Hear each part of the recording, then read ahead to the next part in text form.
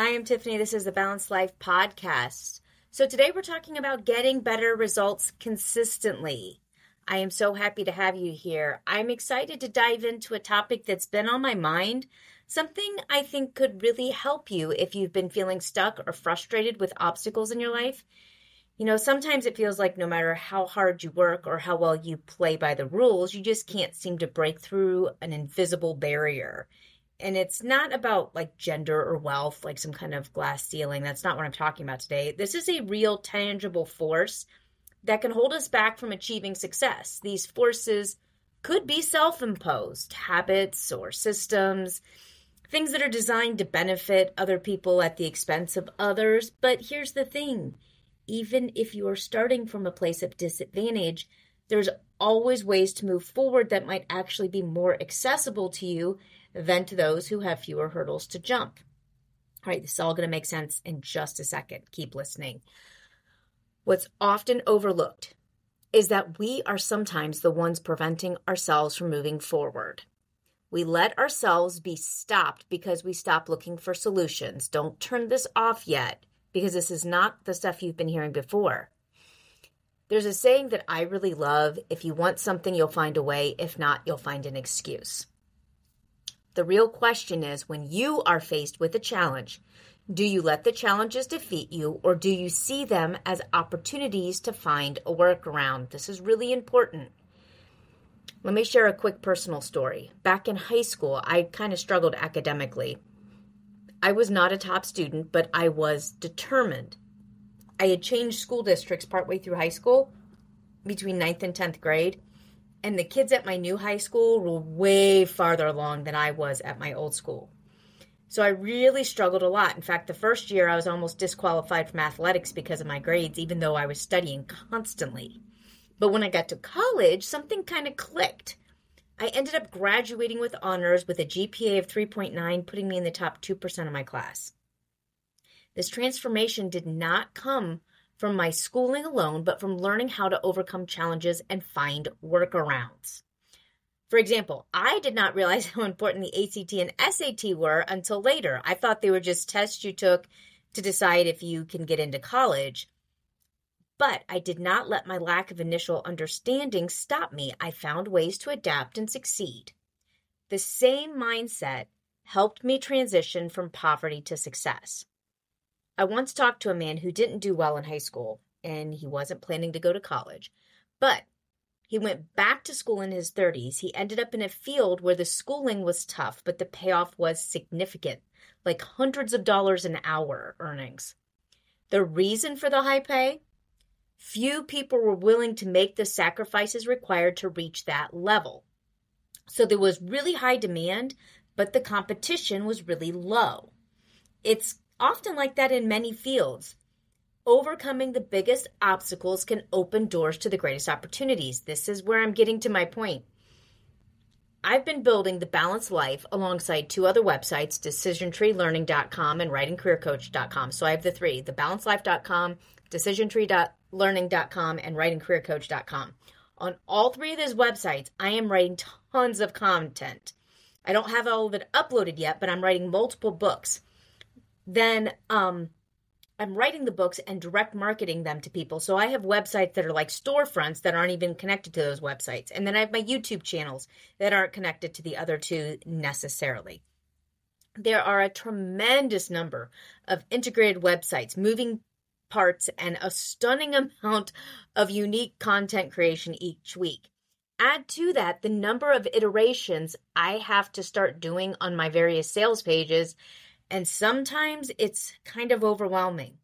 But when that happens, I realize my strategic advantage is that I'm willing to do all these things. Other people aren't. And that is the edge that will help me accomplish more than other people as well. This is what I'm getting to. This is what I want you to take away. Don't let mental barriers stop you. Don't let the fact that it is hard discourage you, because it is that difficulty that is preventing your competition from keeping pace with you. When we think that something's too hard, we're giving up before we even try. Instead, let's explore how we can address these challenges creatively. Here's an exercise I recommend. As a professional writer, I used to run through scenarios of what ifs. I would do this all the time. And then I would reevaluate the situation from different angles when writing my stories. I would imagine myself in a very difficult situation, maybe something that even looks impossible. Then I would try to figure out what to do to solve the problem. It's like solving a complex story problem. One cool thing I learned years ago is that your brain doesn't distinguish between what you think and what you actually do. So visualizing the process of being successful can sometimes condition your brain just as much as taking the action. Now, obviously, it doesn't bring in the sales, but it does help you to build that confidence and helps you to identify potential issues before you actually take the action. So let me give you a really difficult parenting scenario to show you what I'm talking about. I used this to challenge people a few years ago in a writing class that I was teaching. Imagine that you're a parent with a 16-year-old who works until 8 p.m. They do not have a license or a car yet, so they're not able to get themselves somewhere.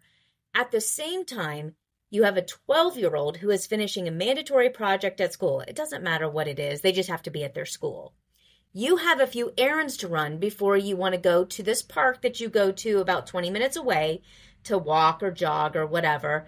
And you tell your kids when you drop them all off at their various spots at, say, like 6 o'clock, that you'll call them around 7:30 to let them know where you're going to pick them up and when, and find out if they're done and all those things. Basically figure out the evening. Okay, so you're going to go outside of town to a place where you regularly do your walking or jogging. We have like these metro parks in our area, and so I was thinking something like that. You're kind of driving 20 minutes outside the edge of town, and you go out on this path, and when you're walking around, you don't really have amazing cell phone coverage. So you don't mess with your phone very much. But when you get off the path and you get back to the parking lot, you go to call them, and you realize that your phone looking for a signal has drained it to like a nothing. And you get in your car, you got a flat tire. And your phone is dead. The parking lot's empty. What's your solution? Let's say you don't have your phone cord with you. I'm going to make this as tough as I can.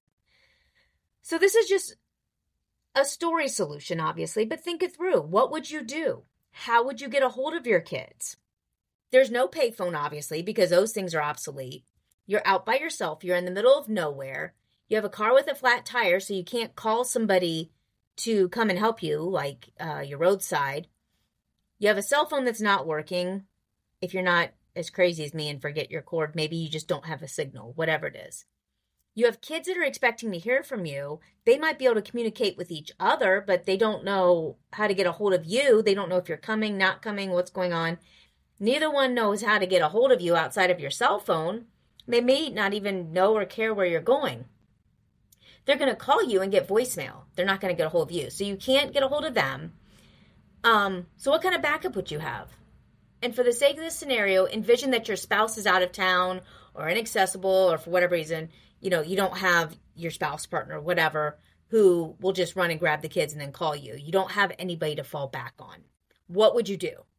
I'm telling you, I don't have a solution for this. I'm telling you, I want you to think about it. My purpose in saying this is to think through this scenario. As a parent, you've probably thought through contingency plans, plan B. What would you do? It's because your kids are so important. So if this thing happened, what would be your backup? You need to start doing this in other areas of your life as well.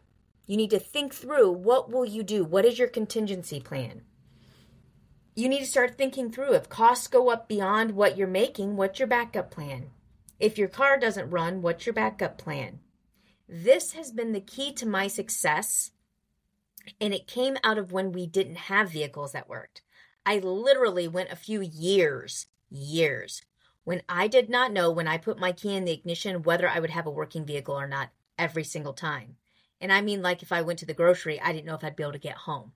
And that meant whether I was at home trying to take the kids someplace, or if I was someplace trying to get home from where I was. The point of this scenario is to get you thinking about contingency plans and backups in your life. So now extend this to other areas. Do you have redundancy built into your business? Do you have multiple people who can do the same tasks if necessary? Do you have emergency funds for your finances? All right, now I'm going to pull all this together, where I started and where I ended. You probably thought I lost track and just started rambling. I did not.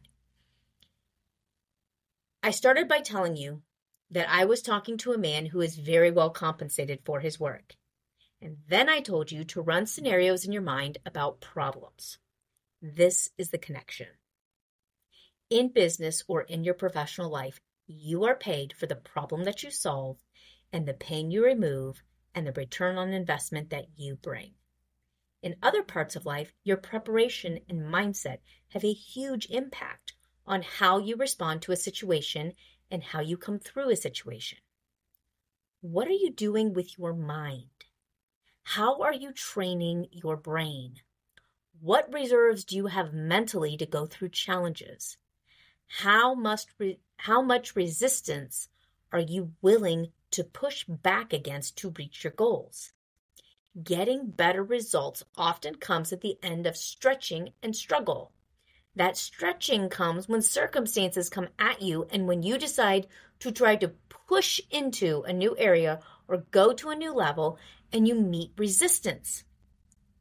You have to be willing to face the failure to become more than you are now in any area of your life. You have to step out of what you have already mastered and do the hard things everyone else resists. If you want to have results, most people never will. That means that you have to become comfortable with failing. Visualize yourself trying something hard, failing, trying again, and overcoming. Think through all the problems you see and what are some possible solutions. What are the limitations to those solutions? What problems come along with those solutions that you would have to deal with? Do you have a unique way to deal with those solutions? That is what my other businesses were born out of. Right and Career Coach was born in 2007 out of having $165 to our name, literally having gone weeks without a decent meal. And by decent meal, I mean actually having enough food to eat. We were going skipping meals because we couldn't afford to eat. We were giving the food to our kids. And I started researching business concepts with writing, and it was something that was in Christian writing that wasn't happening very much then. People weren't talking about it. I saw a problem and I saw a way to fix it, and it was born. The same thing with decision tree learning. I have a certain way that I am solving the problems of helping kids learn. It is unique, it is innovative, and people are using it. And my business is starting to grow because of that. You have something that you may be seeing and you're like, I could fix that. Are you taking the time to sit down and think through the solution, think through the problems that would prevent you from bringing that solution, whether it's marketing issues, whether it's staffing issues, whether it's just not knowing the software to communicate, whatever it is. I can't even make up what the problems are. You think through it. That is how you're going to get those great results. You are going to solve problems that most people don't want to put in the effort to try to solve, and you are going to be compensated for it. But you have to be willing to do things that are hard, that are difficult, and things that are going to cause you to fail sometimes. We all fail sometimes. Just try to fail forward. I'll see you next time.